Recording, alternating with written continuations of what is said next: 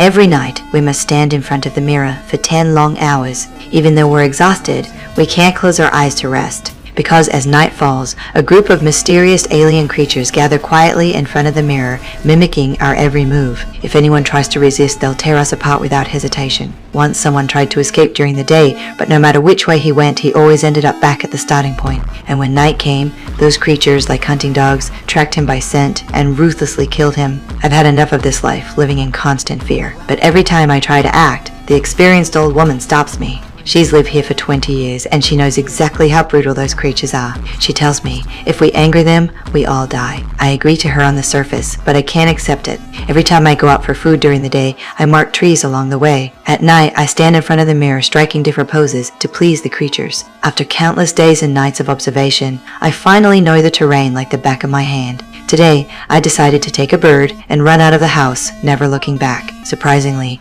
the old woman didn't stop me this time. I felt confused, but followed the markings I left behind, running as fast as I could, hoping to escape the forest before nightfall. I kept running until I saw an open space ahead, but just as I thought I'd escape the forest, the sight in front of me shattered my hope.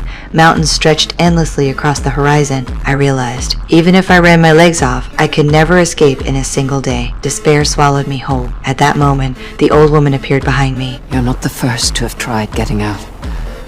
We've all tried and failed.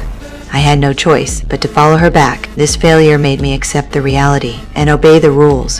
However, the next time I went out for food, I was with the youngest, Tyler. On the way, Tyler kept complaining about how the old woman always orders them around. I came up with an idea and started agreeing with him, speaking ill of the old woman. After growing closer to Tyler, I came up with a bold idea. We had never truly seen those creatures. Maybe the old woman made it all up. A spark of realization flickered in Tyler's eyes. Driven by curiosity, we secretly went to the creature's hiding place. Standing before the deep cave, I didn't feel fear, but excitement instead. Don't you want to know what they are? We decided to take the risk. Tyler tied the rope at the entrance, and I ventured deep into the cave. Nothing happened along the way, until I reached the bottom, only to find it completely empty, no trace of the creatures. Instead, there were scattered human tools. I didn't think too much about it, picked up a few useful items, and sent them up with the rope. I wasn't satisfied and wanted to go deeper into the cave, but just then, a strange sound came from inside. I quickly called Tyler, and a hand slowly reached out from the cave. As it touched the sunlight, it emitted white smoke. In a panic, Tyler dropped the rope,